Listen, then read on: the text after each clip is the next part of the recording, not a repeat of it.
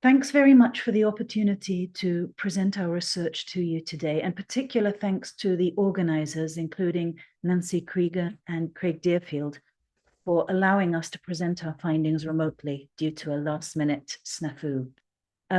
Particular thanks to my colleagues who are named on this slide, my co-authors in this research, and full credit to all of them. It's been a pleasure to work with you on this research. I invite you to review the list of authors here, and in particular our affiliations, and think about what we have in common as we present this research about the public health workforce. And I'll tell you, we're all members or experts in the public health workforce, and we're mostly independent public health consultants now, with a past of working in public health practice on the front lines at various public health departments. And now, for various reasons, all of us are independent consultants who are no longer employed on the front lines. I think pointing that out is notable, and I'll come back to that in a minute. But particularly it's notable because none of us are in the room, literally. As public health professionals, we talk a lot about the big picture of equity and access and inclusion. And as public health professionals, none of the authors of this study have been able to attend APHA this year, unfortunately.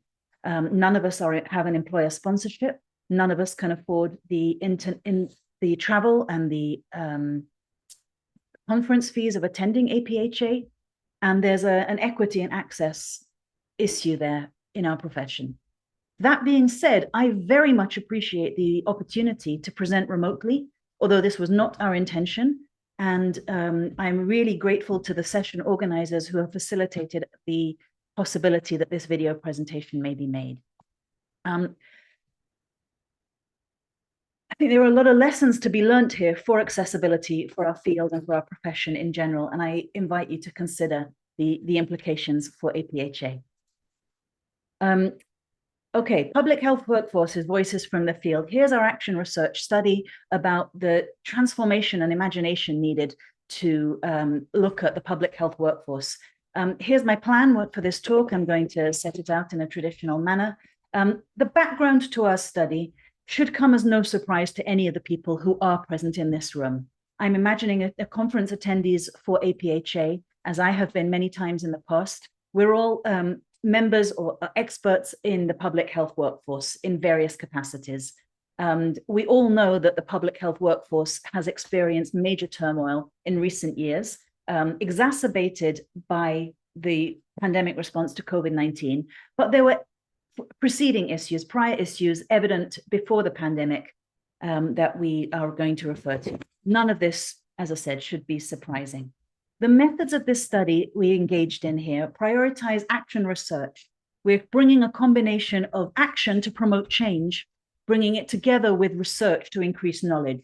Our methodology originates from the social psychology field, and we refer to the work of social psychologist Kurt Lewin, who talked about no action without research and no research without action. In this case, our focus is not on what we say we do, but actually what we do. In convening this action research, we initiated meetings with 14 individuals who are currently or previously working in health departments or conducting research on the public health workforce with expert firsthand knowledge of the public health workforce. I can talk a lot about our goals and our sampling methods, but I'm going to move straight to our research. If you have questions about the methodology, please get in touch. Our research results can be categorized according to this table.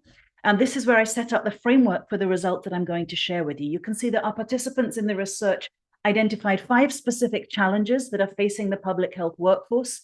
And correspondingly, we identified 5 opportunities and interventions kind of ideas as next steps to respond to those challenges.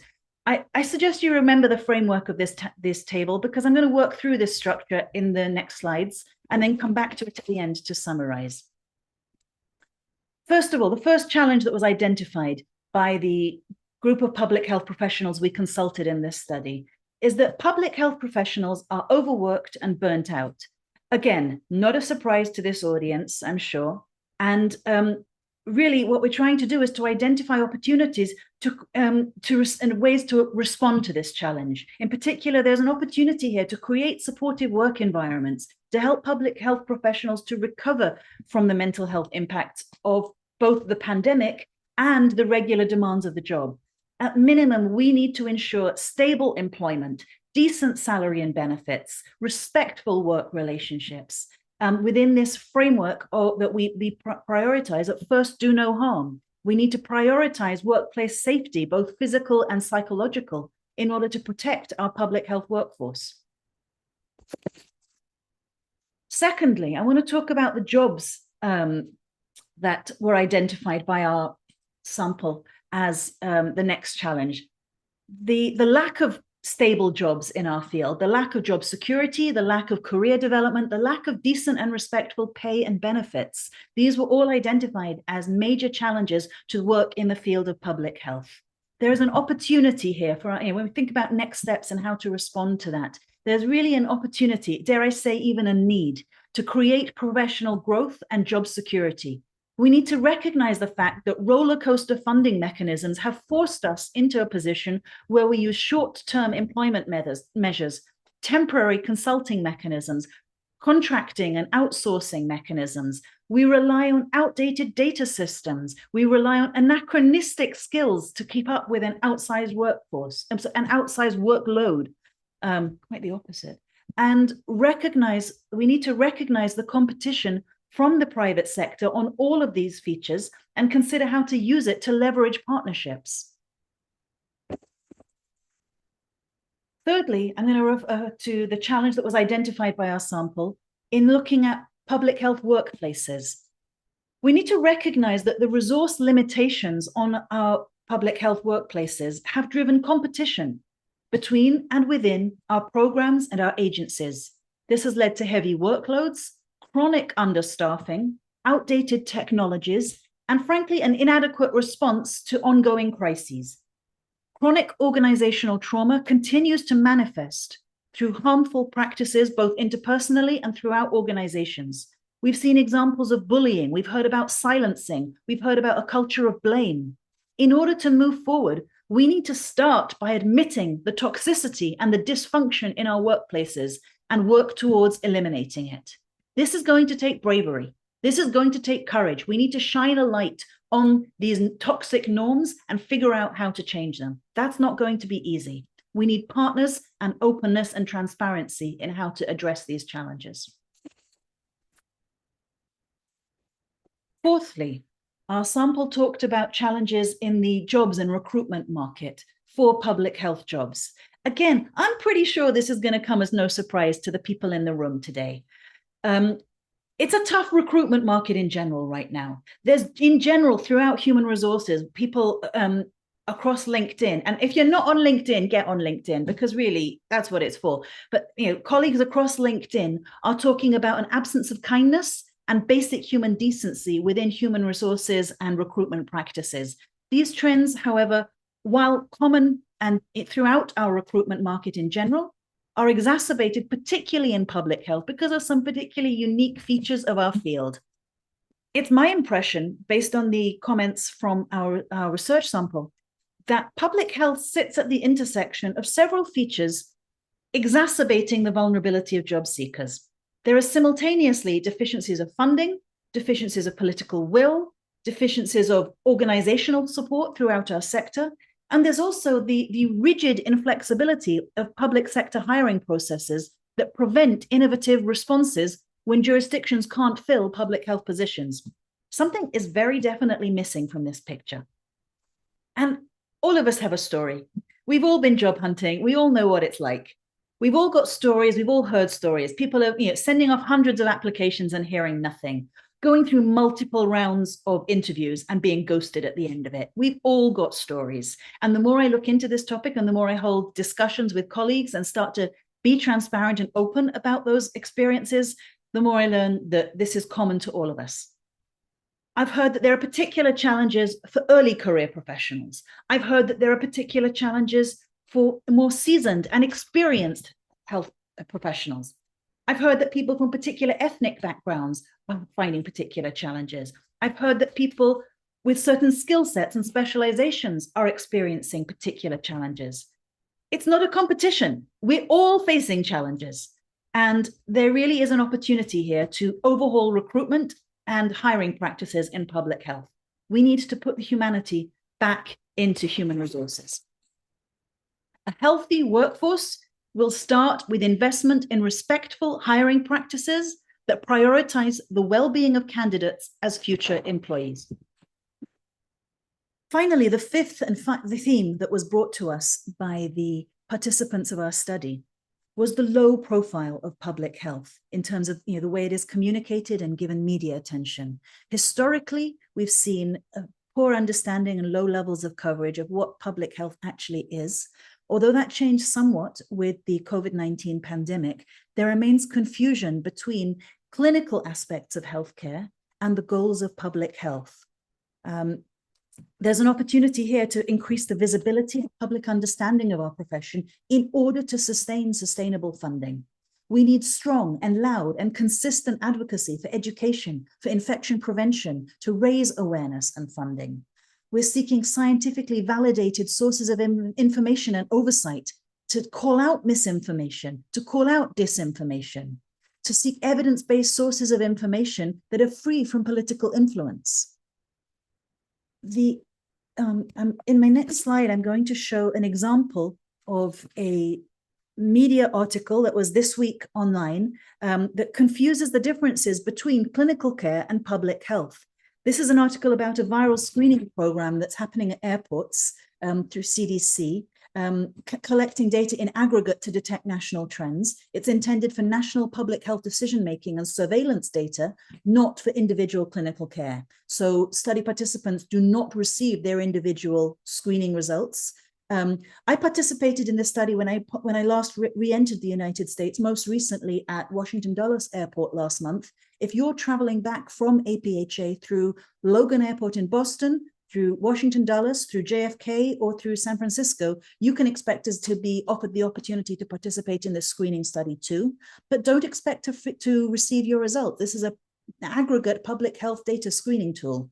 Data are anonymous, individual identifiers are not collected. There is no follow-up. Individual travelers do not have access to their test results. And yet, if you read this article that was published on MSN this week, you might get a somewhat different impression. Yet again, the difference between public health and healthcare is being misunderstood and miscommunicated. What can we do as public health professionals to communicate this distinction better, and especially to journalists who should know better?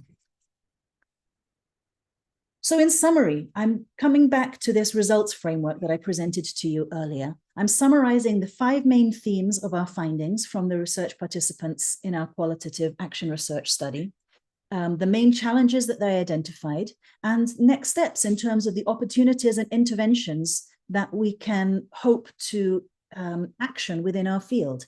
That is, of course, the point of action research. Now, I'm not in the room, but I want to invite you, please, if any of these challenges resonate with you, please raise your hand now. I'm not there, I can't see it, but I ask you to raise your hand and look around to see who else is raising their hand. I'm not asking you to reveal anything personal because it's broad here, and which challenge you have experienced will remain private. Okay, put your hands down now.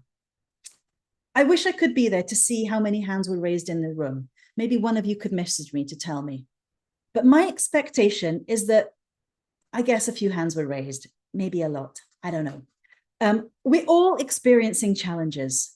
It's not you, it's public health. We're not very good at communicating those challenges. They're systemic, they're sector-wide. They're not personal and individual challenges. We don't have to personalize them and become discouraged. My takeaway from all of this is that we need to adjust the way we think about these challenges. They're systemic obstacles throughout our sector. They're not a reflection on our individual conduct as public health professionals. They're not going to be addressed just by editing our resume or changing the font. There's a role here for advocacy for change throughout our sector, and I invite you to join me in that project. In conclusion, these are the overall findings and conclusions of the study that I address to funders and to decision makers at a high level. It basically comes down to funding and imagination and innovation throughout our sector. We need some out-of-the-box thinking, and we need money to support it. But I want you can read my conclusions and take them as you wish, but I want to focus my message to you, the public health workforce. Are you part of the public health workforce? If so, I invite you to join me to create a movement for change. Please get in touch, share your story, advocate. Here are some ways on this slide where you can do that. My main focus here is storytelling and transparency about what's happening to each of us individually, and then we come together as advocates, recognizing the common features in our stories. The way I do that is by sharing my newsletter. I invite you to subscribe on Substack. Look for my name, Katie Schenk, or the Public Health Workforce is Not Okay. Please connect with me on LinkedIn. Follow me, follow my co-authors, including Dr. Heather Krasner, who's a real expert on the public health workforce. Join us in the Public Health Connections Lounge, which is a LinkedIn group where many of us in the public health workforce are coming together for support and solidarity and transparency in sharing our stories. Join the National Alliance of Public Health Students and Alums, which is working really hard on new advocacy efforts and lobbying on behalf of our sector. Sign up for advocacy opportunities. There's going to be a new opportunity for training starting, I believe, next month. Google for Columbia Public Health Advocacy Academy and see what you can find there. It's coming soon and it looks really promising and really exciting. And finally, many of the findings that I presented here are also presented in our article published in Health Affairs Forefront. I'll share the link and look for an article called We Are the Public Health Workforce. I invite you to join me in this shared project and to be in touch. I look forward to hearing from you, to connecting with you. Please follow me on LinkedIn and subscribe to the newsletter where we can share our stories and promote our voices together. Thank you very much for listening, and thank you again to the organizers for permitting remote participation.